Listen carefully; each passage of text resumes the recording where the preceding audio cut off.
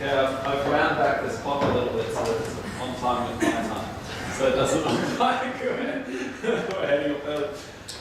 Welcome everyone to the Friday seminar. Thanks for coming on our week off. It was originally a mid-semester break, but we've been lucky enough to get John Jackson to talk to us. He's agreed to talk to us today, so thank you very much for last minute agreeing to talk to us. So those of you who don't know John, he's got about 25 years of experience in geology, geophysics, big data and tech development. He has been in a number of different commodities, mainly copper, gold, but also lead, zinc, nickel, mineral sands and phosphate. He's been non-executive director of a resource company, exploration manager for Vale, pre-feasibility study manager, and worked at Sons of Gwalia, which was his last Friday seminar, and also a geologist and geophysicist with MIN. So at the moment he works at JK Tech, filling in a role of leading geometallurgy and looking at the cross-pollination between geology and metallurgy. And as we were discussing just before, this is something that isn't always done correctly, and something where we tend to talk cross purposes. And only just this week I've had a really interesting discussion with a geologist where we ended up talking cross purposes, because he was talking about grain boundaries within a phase, and I was thinking grain boundaries across a phase, in between phases. And then also we were talking about movement of phase boundaries, and he was talking about millions of year scale, and I was talking about kind of less than second scale. And we didn't realise we were talking cross purposes until we actually started digging into it. So this is a talk about talking cross purposes, I think, about ore types and what people think of as metallurgists think of, and what geologists think of as ore types. So yes, over to you, John. Thanks, Greg. So this is based on a talk that I gave at the Geomet conference a month or so ago, and I'd like to acknowledge my co-author, Michael Young, who at the time was with Glenn Technology, is now wandering the world tasting beer last I saw on a Facebook post. I'm not sure whether he's back yet.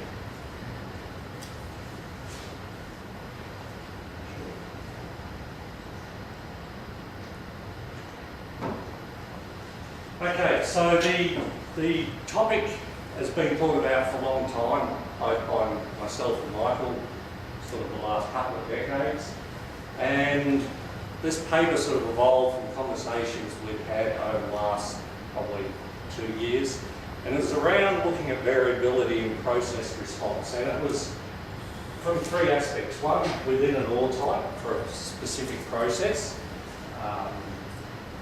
of the same sample under different processes, so where you have options, and of an ore type across the extraction value chain. So how does it translate through the value chain? So we wanted to explore what was the meaning of ore type. So the obvious thing, have you Googled it? Well, we didn't Google it. Is it relevant? And what about tomorrow? So this is the results from a Google search. It took a bit of work to do because you have to subtract things like Minecraft out of it. So it just gets swamped by Minecraft. Ore type is everywhere. There's quite interesting lessons on value of ore from Minecraft apparently. So I remove a few of those things. Obviously, ore type and metallurgy dominate, both in the general web search and also Google Scholar. Looking at ore types in resource estimation, well, there's a bit of talk about it, but they don't really feature that much. I was surprised at this one. I thought this would be a lot higher than what it is. It's quite small. And mine planning gets a lot of talk in the general web searches, but not so much in the Google Scholar side of things. When you dig down into what it is, what we're talking about, most of this is talking about we did tests on an ore type, or the ore type behaves this way. There's very little in all of any of this about how the ore type came about, how it's defined. So we'll have a look at some of this. So probably the best one was from Bill Johnson and Peter Munro, which was the what is around classification of ore with similar metallurgical performance. And they say it also can be called a domain, an end member, an ore zone, or an entity. Now I know conversations that I've had with Emmy and others, he uses end member a lot, and it took me a long time to figure out what he was actually talking about. People use domain. A domain from a geology point of view is different, I think, from a domain from this perspective, or can be, probably a better way of putting it. An ore zone has various definitions, depends who you talk to, and I don't use entity a lot, or heard entity used a lot, but they're there. So why do we want ore zones? Well, from the latest AusIMM Guide to Good Practice for Mineral Resource Ore Reserves, is to enable optimum processing methods to be selected and to understand the expected revenue and costs. Because some decision has to be made about the appropriate ore blending, mine planning, plant, all the decisions that flow on from that. So that's the why. And by the way, if anyone wants to, this is just putting some ideas out there, so feel free to interrupt, throw tomatoes, debate, disagree. We're going to try and get it to be interactive. So interrupt at any stage.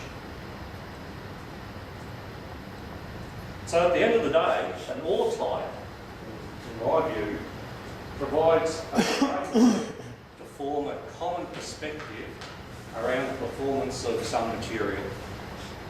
So when I walk up to Grant and say ore type A, from a processing point of view, he understands what that means. Well, that's the idea. Like Ben's sitting in the flotation, ore type C, hopefully you've had an idea of what that actually means to you. If I go to Sharma and say it's ore type A again, what does that mean from a blasting point of view? And the whole point is there's decisions to be made around it. So whether, how you treat it, whether you blend it, what happens. And depending whether you're in a planning or an execution perspective, are a little different. So what's the traditional ore type? Well, it's been focused on metallurgical characterisation and particularly recovery, it seems. That's what dominates the literature. It's viewed as a critical step in metallurgical evaluation, and this again comes out of the recent AusIMM publication, is that you identify all the different ore types within a mineral resource and subject these to separate metallurgical test work to determine their performance. There appears, when you actually dig down, that there's the horse and the cart, which one comes first. Often, the geologists select an ore type based on some preconception, some view of the world, and then the metallurgist takes it and runs off and does some tests. Now, I've had experience where a met will ring up and say, I need some sample for test work of this sort of ore type that's been defined, and you go, oh yeah, when do you want it? Yesterday as usual. Oh crap. Have we got any coal lying around that we can give them? Oh yeah, there's some out the back, it'll be right. And so there's this linear approach. Ideally it should be iterative, but that doesn't necessarily happen too often. So like I said earlier, there's a few references on how ore types are derived for the deposits, and we'll come back to that and look at it all the way through this talk on how they actually are generated. So a common basis for all types are on grade, chemistry, the rock type, lithology and alteration, oxidation, weathering, any of the above with some location in them. And yet places like Bingham Canyon had, I don't know, I think it was, I don't know, 30 or 40 different ore types within the pit. The other issue is that a lot of these tend to be very genetic, geologically focused, how the ore deposit formed, because that's what geologists are predominantly trained in genetic geology. What the rock is, what the alteration is, how it formed, what its history is. Not so much on the extraction side, how well it's going to process, what are the issues they need to know about, how it's going to handle it. So it's already biased towards the genetic geology side. And the other thing, particularly when it comes to operations, these things get simplified. So they get lumped.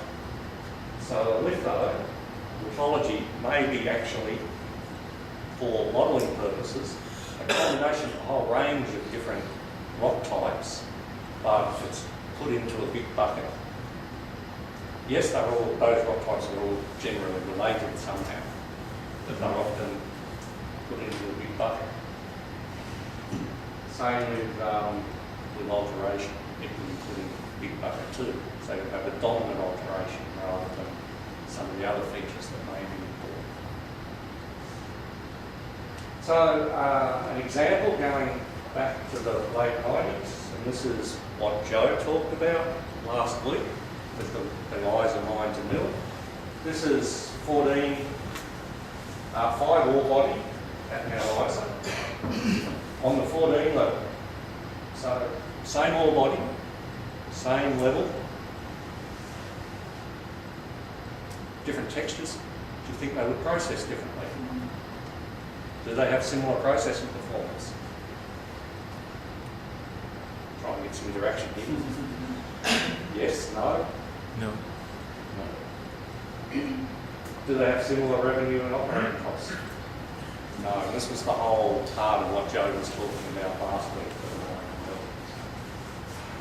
So that's an early example. Here's some different ore body, different commodity, some batch rougher test results for an ore type, a single ore type that the mine was using. Think they look similar? So just go back to the 14 ore body, the 14 level 5 ore body. Yep. So 5 ore body and 14 level means 1,400 feet below mean RL surface. 5 ore body is around about 7 to 8 metres in horizontal distance across, probably real distance, when it's 60 degrees slope, so real distance maybe 6 metres 6 at its metres. widest. That one on the left has come from the hanging wall of that ore body. One on the right's come from the footwall of that ore body. That mine at that time was putting up about 6 million tonne a year. So I think scale is important too. Yep. Can you make a comment about that? Scale is Because important. if you take those two in the context of do they process separately, will they have the same value? But they're 6 metres apart and 6 million tonne a year mining operation. There's something in there. There is scale is an issue, and mining engineers in particular look at scale. I know at the time, there was my other half was working in the copper concentrator. The KPI for the mining guys was tonnes up the shaft. Bloody hell. They can give 2 flying proverbials of what it was. But even if it wasn't, in a 6 metre face, Yeah. even if Can you separate it? you couldn't. You couldn't. You couldn't separate it underground. There's no way. You'd have to mine the Mount Isa level bodies with a teaspoon to separate that. Or sort it. Yeah. Or So do that- something else. But knowing that it's there, Knowing I think that it's there. I think that's, And those two are going to mix in the plant. well, they'll mix in the load bucket. Well, yeah, but as when it hits the plant, they're mixed in some shape or form. And as I learn more about comminution, having those two mix, given that the mineralogy without the grain size difference, that's actually sometimes a good thing. Could be. Isn't it? Do you get hard and soft and middle at the same time? I can be. They can find us supply whatever they can. Millers will take whatever miners supply. Oh, shut up. Wash your mouth out. That's the current trend. That's the common paradigm. Current trend. Look, And that is the pole. Now you're getting some interaction. well, the lead zinc concentrator advisor is actually designed with different stages of flotation recovery, particularly the zinc circuit. So you got the first stage of clean-up flotation that goes to a final product is actually generally the coarsest materials, and then as you go through the process, you pull out more final concentrate, which is slightly finer and then very fine. So in a process like the Mount Isa concentrator, the way it's designed, it can generally handle this type of material quite well. And there's also, So this just was pull part of, out the coarsest materials first. this is part of the work that Mike and Joe and Bill and Peter and everything did about not putting some sources through That's the right. plant. But fibre body certainly wasn't one of the ones that was in the end stage. This is No, what no, was on it. this was the only picture that was published. So the other thing to I think be aware of here is that at that time, David, you'll correct me if I'm wrong, but the Mount Isa concentrator was running a heavy media plant. Correct. That was 97. Yep. So the lead zinc guys, and every single ton that went up went into the heavy media plant first, and then it hit what in the lead zinc stream? Then it would hit the rod mills, ball mills, lead circuit, lead flotation circuit, and then the zinc flotation circuit. But both circuits have multi-stage run. So I guess my question is given that, is that difference important? And so it's It's a question. a scale question. It's a scale and question. Is it important? It's I think whoops, the no, bigger question, gone back to Alex, this, already corrected. a bigger question to be asked is, first thing is, I agree with that, no, like, do we actually analyze? If you got two different, distinctly different ore, you're mining at the same time. Currently, we mine them as one. And do we even analyze what are the other options to see, now, okay, I agree, is it economical to mine selectively, or is it economical to mine as bulk? Do we actually do this analysis? You're right, because on the hanging wall of fibre body is a massive pyrite band, and it's one that we use for engineering purposes to keep the hanging wall sturdy. If you leave that behind and stop all that crap going to the mill, you actually forsake some ore to do that. If you had these two ore types separated out in there and decided that one just couldn't carry its own costs to the surface and through the mill, you could sterilise it. You'd suddenly turn your 6 million tonne a year operation into a 3 million tonne a year operation. But But it maybe- might be more valuable. It might be more valuable. But that's where my comment is, that concentrator is quite unique there, Isa, where you have different stages of flotation, different grinding targets, and even concentrate grade targets.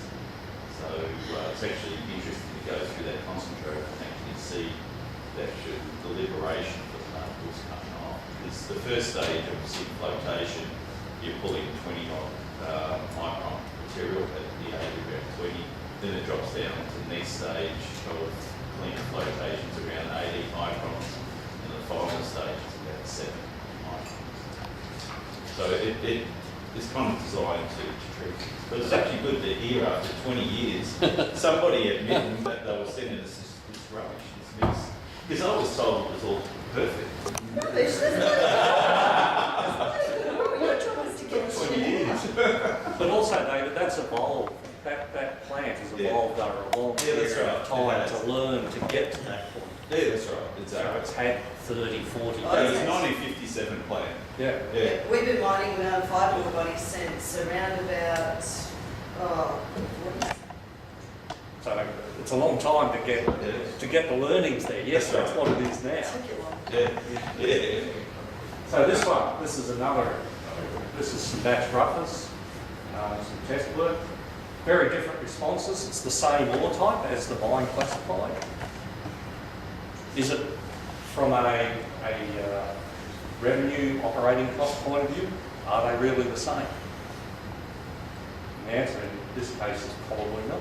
You'd actually treat these very differently. The difference between them, this is predominantly chalk pyrite with bugger all pyrite, using technical talk.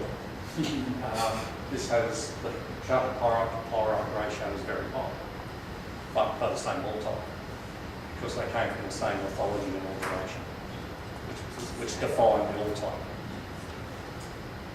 Another one, different commodity again. This is down the cleaner results. This is the same ore type as the mine currently defines it. Is there an argument that there's multiple value types sitting in there? Should they be classified as the same? So those colours, John, are as identified by the mine or by the geologists? Is that what you're saying? No, this is just a single ore type. Colours are just different samples. Oh, Yeah, so this is all the same ore type at the cleaner end. yeah, well, I'm bound to just remind everybody that each one of the so-called curves has a very large zone of uncertainty around Yeah. it. So we've got to be very, very careful. So like all the ones on the right are probably the same curve. These ones. Yeah. Yeah. But then you see these ones now. Because you cunningly truncated the x-axis. I stole the diagram. Typical geologist, no numerals. But he wanted a bit of response. Actually, metallurgist did this. No, I know.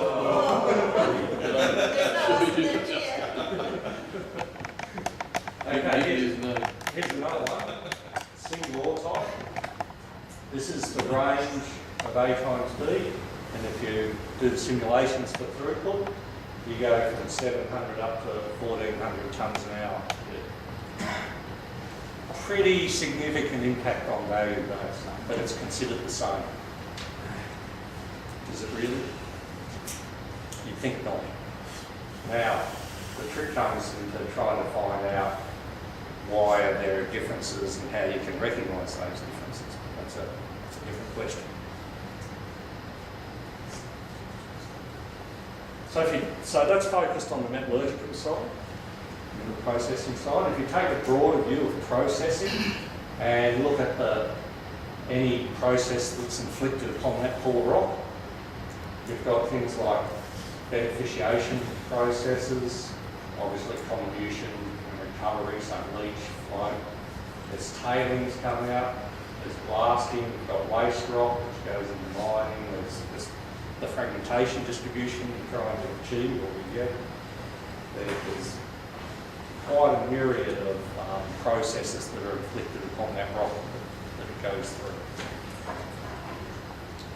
So each area requires some knowledge of the performance and costs of that process upon that bit of rock. And again, it's for decision making, so it leads to appropriate choice or selection of how you process it, how you blend, how you plan it, how you schedule it. A whole series of decisions on options that rock has to go through a process. So here's one from blasting perspective, so moving out of the metallurgical into some other processes. This is a single ore type again. This was the blastability index ranges going from sort of down in the 40s up into the 90s, so relatively easy to blast, relatively hard to blast. And if you were aiming for a consistent fragmentation, this is sort of the range of powder factors that you need for that ore type. So again, from a blasting point of view, is it similar operating costs? Now I should say that's with the same blast design. So there's options to change. Going to one that I had experience with Western Australian nickel laterite, taking high pressure acid leach. We wanted to try and define the differences from a high pressure, high power perspective. Well, firstly, we had a penny, or planned to have a penny circuit. So how did it operate? There's a whole range of geological rock implications on that. What was the acid consumption? What was the leach rate? What did the rheology look like?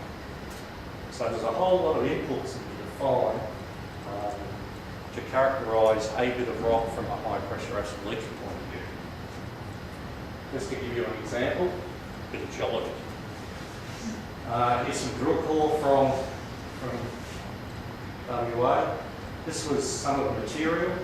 From a bending point of view, there was lots of silica sitting in this material, and it had different forms.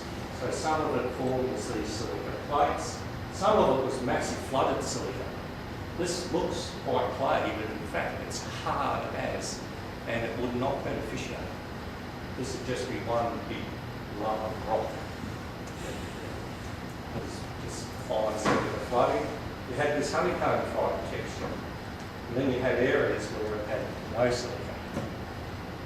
So this is a single drill core tray. That's a different hole.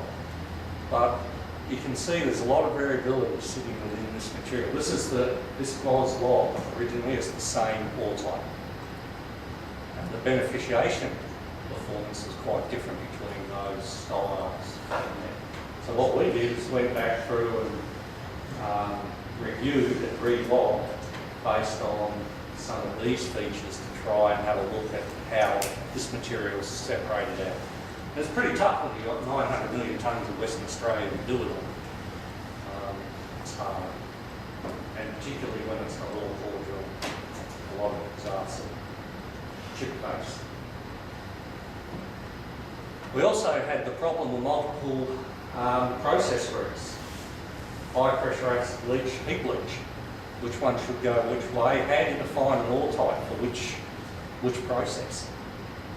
And to make it complex, we also had atmospheric leach sitting in there as well. So we had 3 groups plus the beneficiation. So this was trying to get our heads around 3 to 4 groups. How do we define the resource to understand what should go where? That impacted the size of the plant or potential plants, it impacted scales, operating costs, capital costs, all sorts of impacts. So this again is just going down into, we had multiple routes going every which way, and how do you capture the right ore properties? This is from Malcolm, again multiple process routes. How are we going to manage when we go into these sort of processing alternatives? What's an ore type going to do for us? I don't have an answer, but I'm just putting this out there, is somehow as the material goes through these processes, we're going to have to capture the drivers that dictate where it goes and how much material is going to go where. A single ore type, I don't think is going to cut it for this sort of option. So, is a single ore type sufficient across the value chain? That's how we operate at the moment. Any views? Well, it comes down to the money. It's always a dollar decision.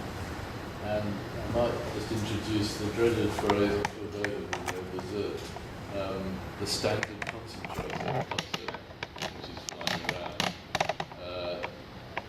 So it's really one end of the spectrum of possibilities. What the other end is a very complex process that accommodates a wide range of different ore types, and all the way through to the so-called standard concentrator, whose advantage is it always looks the same, so everybody knows how to build it, and it's a really cheap capital option.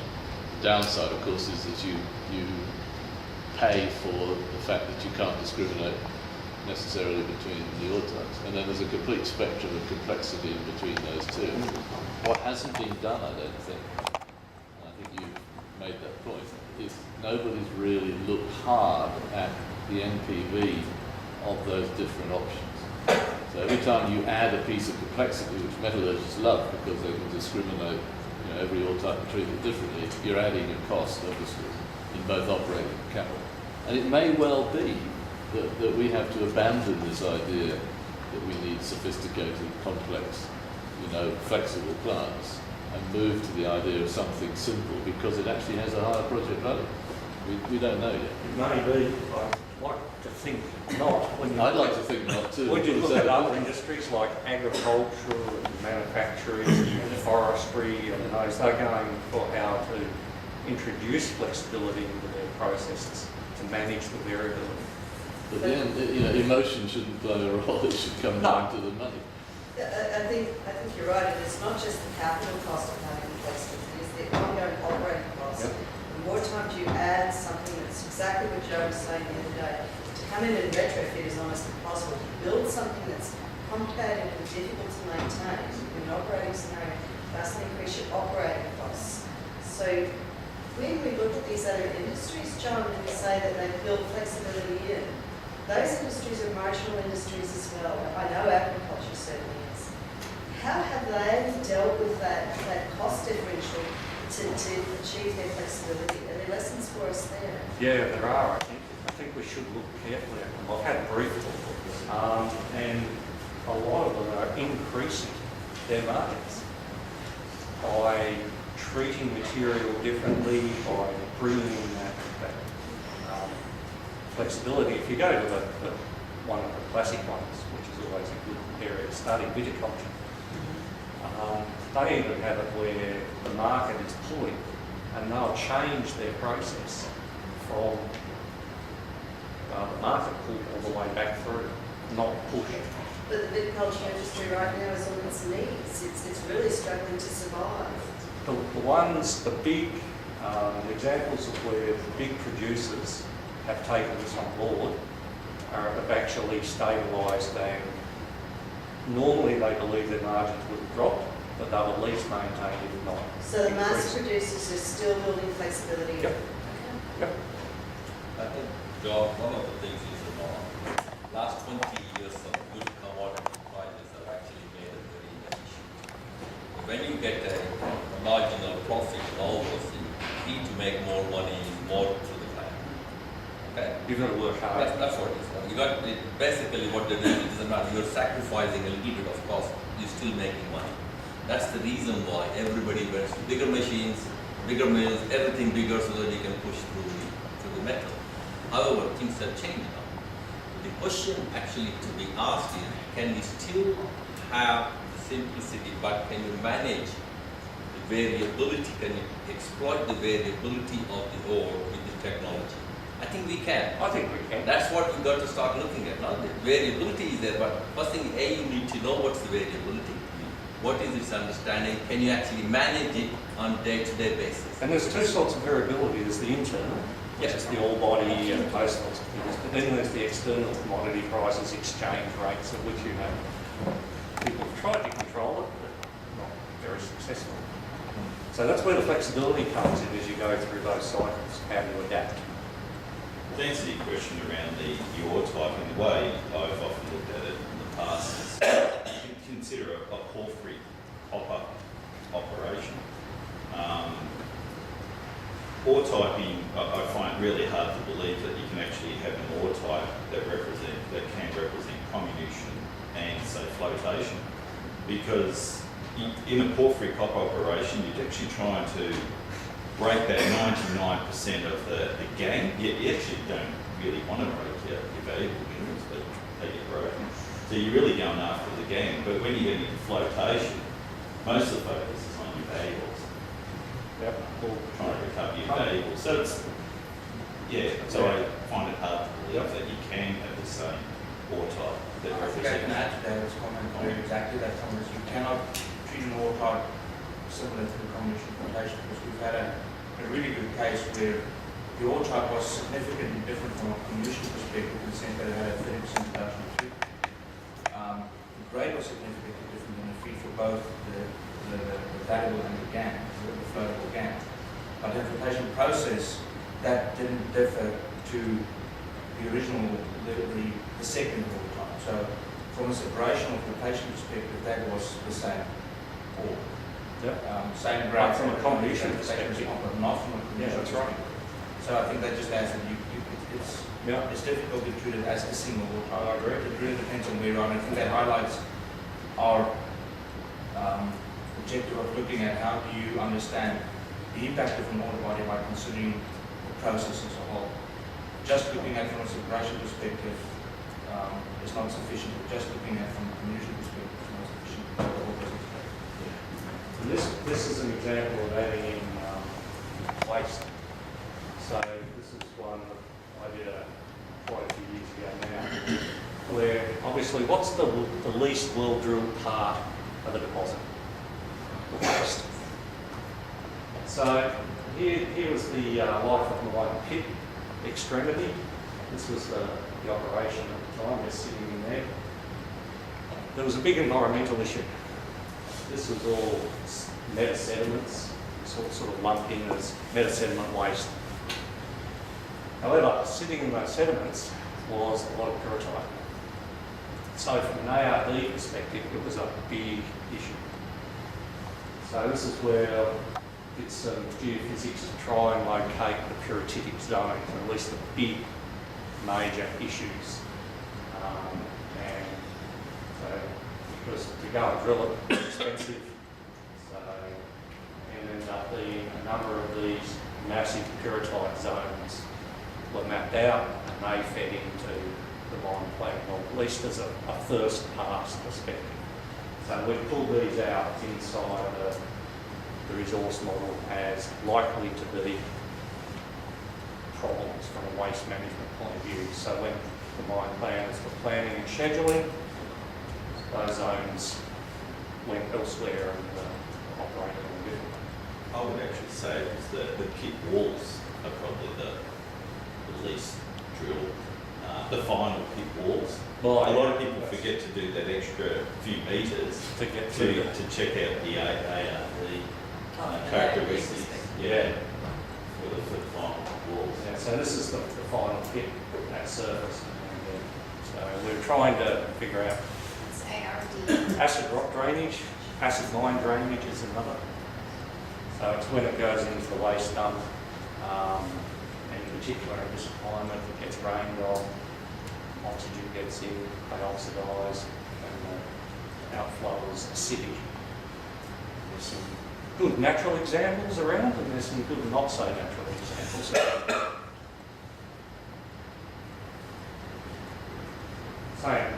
Same with tailings, any waste. Here's another example from another nickel laterite from Ravensthorpe. This is from a 2008 BHP presentation. They had two ore types, limonite and saprolite. Quite a simple ore body. Not a problem. However, they had a few ramp-up issues. The key ones, from this perspective, materials handling. There was some material in this ore body that was just disgusting to go on conveyors through chutes, around corners. And it's really interesting that a few of the geos that I worked with had actually drilled out Ravensthorpe, and this came up in conversation, and they said, so surely you would have recognised this material as being there. And I go, oh yeah, it was crap to drill. It was horrible. It used to clog everything, it used to get everywhere, it was just sticky, horrible, disgusting stuff. And you think, well, so there was a miscommunication, it wasn't identified, or it wasn't passed on to people who were doing design, that there was this material sitting there. It was known about. Of course, the other one is scale. That's about the mineralogy in there. What's causing the scaling, what are the issues? Big watering. I know in our test work we have a lot of problems with big watering and getting the slurry densities up. So the first test we did, now we had a slurry density of about 7%, which isn't good when it's going into high pressure acid leaches and things like that. So the real issues of trying to get it up to sort of mid 40s. John, another thing there is the way we use terminology in mining actually confuses terminology. And that's a classic case which I have come from a mine recently. It's soft as butter, it's garden soil, but I say difficult to process. Yes. Okay? It's hard to process. That's what they say. It's hard to process. But when you say it's hard to process, sometimes in the mill it's very hard. Actually, the rock is not hard. Because as what you said is because it's like clay and all those, they get the throughput limitation, not because of it is hard, it's because they can't flow the material to Yeah, their so base the now. materials handling. So you really need to know what is that making the process hard. It's not literally hard. It's not hard, it's just problematic. John, can I just make a comment about that example? Because Ray which I happen to know something about. It's a great example of how it is very difficult to eliminate all risk. I was actually very impressed by the studies that they did on the ore. I think they ended up with 25 different ore types, which were recognisably different in processing. Totally, because we're looking over Yeah, a well, fence, same lab was doing their work and our work. So- Right, well, but the way they managed it, which I looked at, I thought was impressive. The right tests got done, and it was reviewed to death, and every new BHP boss that came in said, this is a risky area, I want another review, and it got done, and despite all that, the thing fell over at the end because of some of these issues. And I think the materials handling problem, which was one of the killers, was never spotted in that thorough, because nobody actually did a test for materials handling. And the problem, if you're going to spot it, was going to rely on the point you just made. Oh, that stuff was difficult to drill. Somebody needed to tell somebody else that, and that and didn't somebody needed a light bulb needed to go on and say that might lead to materials handling problems. It We've never got to look at happened. it. That never happened. That's right. And it's not surprising that it didn't happen because there's no process there to Yeah. make it happen. So these are, particularly laterites, as you know well, are a real pain. Yeah. So risk is, despite that, you can't de-risk these things completely. Well, there's also the fact that for instance, the geologists working on this had their focus, Yeah. and they didn't have the knowledge to be able to raise the flag, the warning flag, that, oh, hang on, this could be horrible to treat. Yeah. Maybe I should mention it to someone, or at least raise it. The mineral processors, or the test work guys, the study guys, didn't know what questions to ask of the geos to be able to tease that information out. Well, that particular information they didn't tease out. They teased out a hell of a They lot teased of out a lot of other information. stuff. And that's what I was impressed by, in fact, when I looked at some of that stuff. But this one, But sort they of, just, it was just one of those things that got missed because there was no process in place Yeah. to explicitly capture that problem. So, John, one of the sort of logging things that's always there at the very beginning is drill rate. Were they logging drill rate? Collecting the drill rate? yeah, they were. So you had the data. It was, That- and it was yeah. the people. Yeah, it was the Yeah. people connection. Yeah. I think the information was there to raise a flag, but the structure of how they approached it, there was it's that silo problem. Yeah. It's the old silo. The silo problem probably cost ratings. Yep. I think you can actually say that. And as I've seen it a number of times, I mean, Sons of Riley, for instance, was a silo between financial and technical. The two never talk. Don't worry about hedging, that's fine. Hedging on what? Blue sky. So moving on from the traditional, this is a recent paper from Greg Harwood and the crew over there. He had, or they had, a view that there's a number of ore types of domains, the geological ones, used for resource definition, the geometallurgical ones, derived from the underlying geological ones to enable test work to happen, metallurgical ones, all that has similar processing performance, and mining ones. And they were taking it from a comminution perspective, and basically said that it's always an oversimplification of the complexity in deposits. That was their experience. So this is where it's sort of starting to look at a few different perspectives. But coming back to why is around the decisions and what we've just been talking about. If an ore type exists should exist to assist in making decisions. Otherwise, it's just a bit of information and irrelevancy. It has no point. So people have to understand, in Francois' case, he's saying that the comminution is quite different, but the float was the same. So people have to understand what that ore type or what that classification pertains to.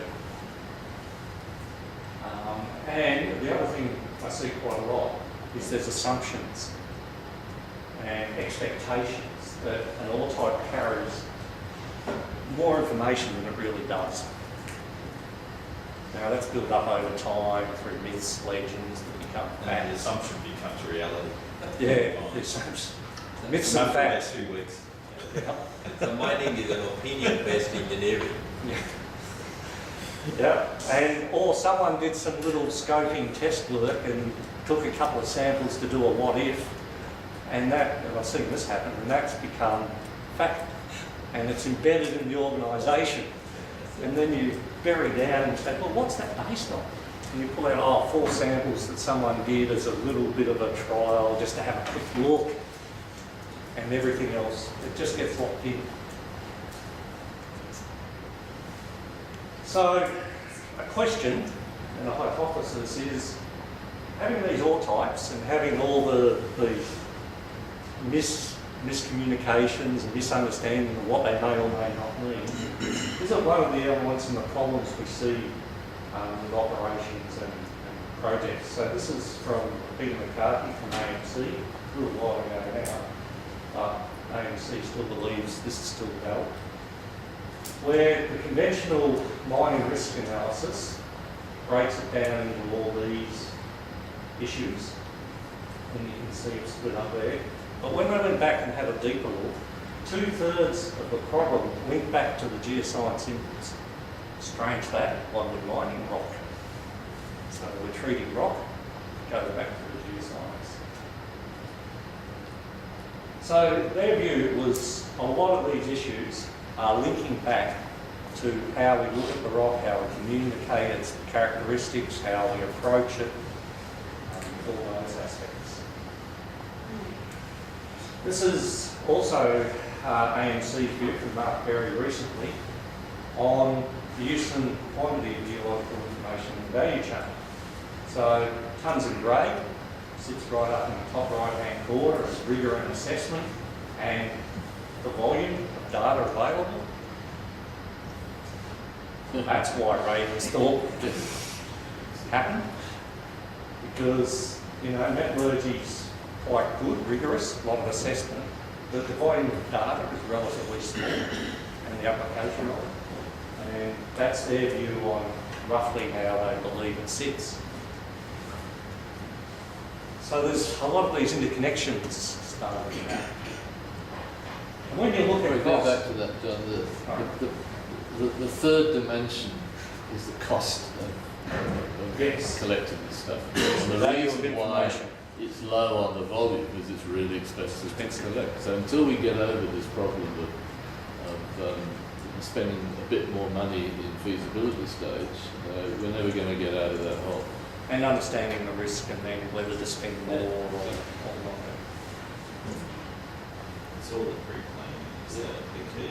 It's all the front end loading and risk assessment. Well, you've seen how many times there's a new project had its expenses cut, so you don't do the piloting you should have done, and you spend the next 30 years paying for that. Yeah. But we in Australia, your chairman actually done 6 projects on it in one day, development projects, and Sort them out by the end of the week. no, well, sort of out in so many years, but I was left with the plan. I was left with, well, how do we do this? And I know Bevan's here at the moment. But that led us down to a very detailed plan of how we were going to deliver those. And we spent time, like months, actually thinking about how we actually lay it out. And that's how we picked up the materials handling. Some of our projects actually have materials handling problems. It's similar for us on the It was- laterite the side too. pre-planning is absolutely key. And there's a lot of iterations, there's learnings that go through. do a little bit of work, you find out the results, that raises the warning bell, you need to do more work. It's not a linear process. So there's a lot of people who want to know how rocks process across the value chain. So from the geos, mining engineers, from using flow environments. Accountants needed for what? Oh, this is just technical. I'm not worried about the financial at the moment. From an ore type perspective. So if you're given a certain ore type, what does it mean to you from your perspective, your discipline? So this is where the title of the slide came from, is the traditional ore type meant everything to someone at some time, but ends up being nothing to everyone else.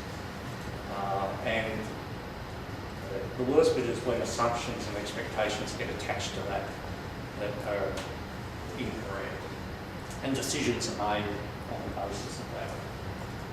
So we're looking at the same material from different perspectives, so we have to somehow take that into account, advocate for it.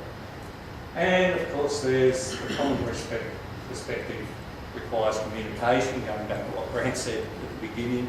You can talk at each other, thinking you're having the same conversation, not really understanding the other person's perspective. That's quite easy in the industry, particularly when we have terminology that means different things in different disciplines. I was relaying a story earlier, just before the seminar, when I first came to JK, I was talking about pulps. Now, if you ask a geologist what a pulp is, they'll know what I'm talking about. But Chris Bailey was very quick to pull me up and say, no, we're talking about dry pulverised material. A pulp is solids in a fluid in suspension. So you've got to be very clear about what you mean. That takes time. And the receiver and sender, it has to be two ways. The receiver has to be open to understanding the perception and clarifying. So this is just from a planning point of view into short-term planning and execution. This has to flow throughout the process, and often it doesn't.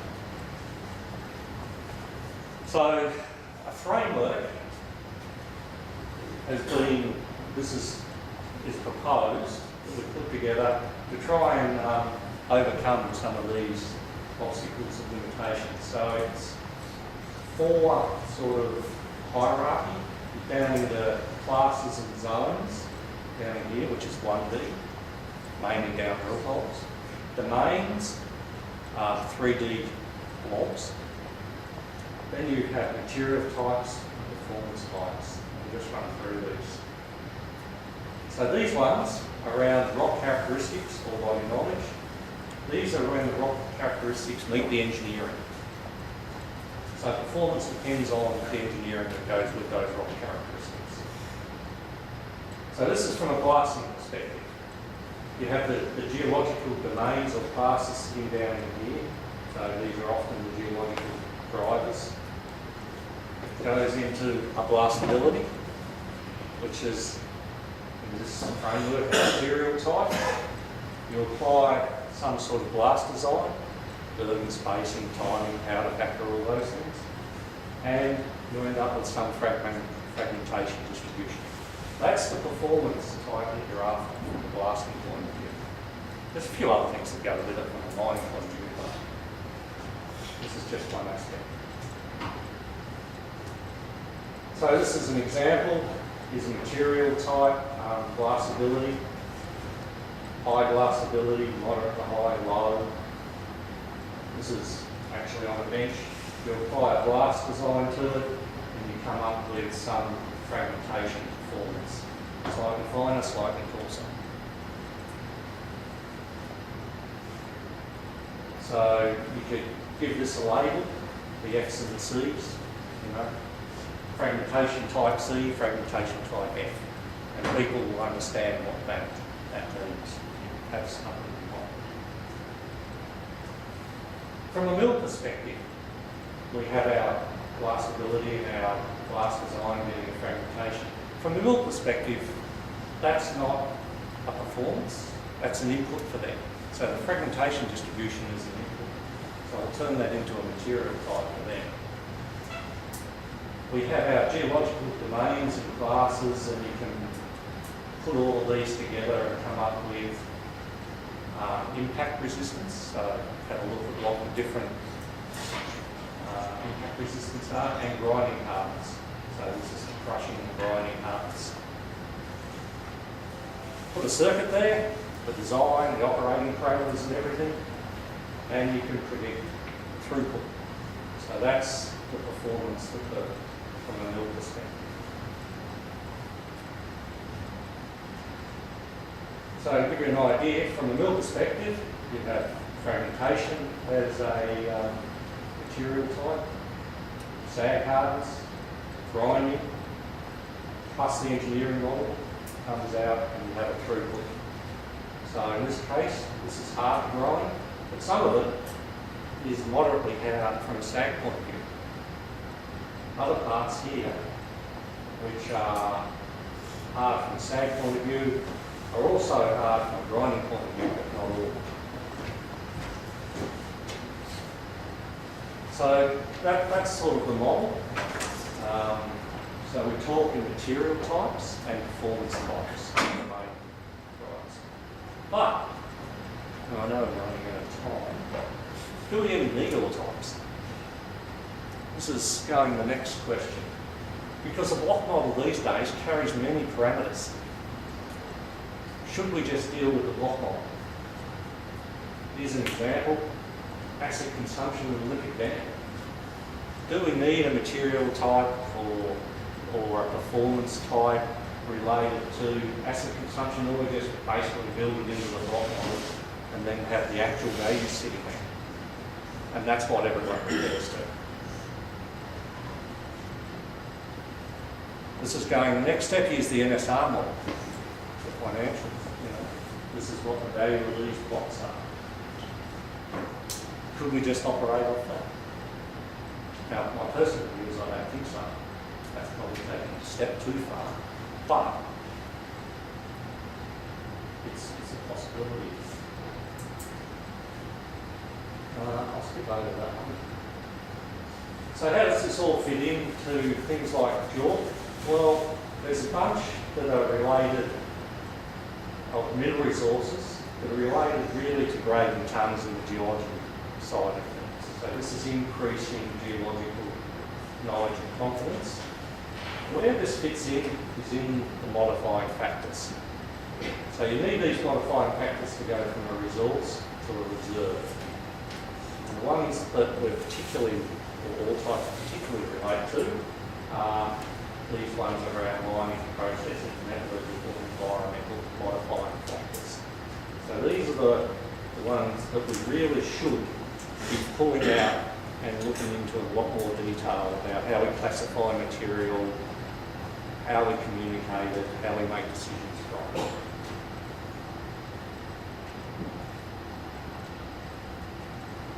Now, in the recent AusIMM volume, key guidelines required regarding modifying factors. The recommendations are what we've just talked about, early assessment, but not just about metallurgy, about the other modifying factors as well. Work as a team, cross-discipline, avoid sub-optimisation. A really big one. The confidence levels of each of the key technical areas. As a geo, I'll be able to make some model, and the same with METS. We inherently know the confidence in those models, but they tend to come out as very deterministic. And you pass them on, they get put into an Excel spreadsheet or some mine planning software, and you work off those. The uncertainty and the confidence around those aren't taken into account at all. Another one that doesn't happen very often, regular review of changes in parameters both at the beginning of a project and throughout its life cycle, and communicate findings to all parts of the business. Now it goes back to the ranges of what it is. So the other, still though, in the AusIMM guide, All types are still very much linked to mineral processing metallurgy. There isn't a lot around some of these other factors like the mining and environmental side. It's still focused in traditional areas. So I think that's an area where it can be expanded and improved. How do we take these other aspects across the value chain? So just to finish up, so I think we're not looking at a new world, but we're looking at our old world through new eyes. That's what we need to start doing. How that flows through the system, how the communication works, how it gets, the information gets transmitted, both in planning and execution. So I think the traditional world type should be on the way out, and we've got to change the way we do things. Thanks.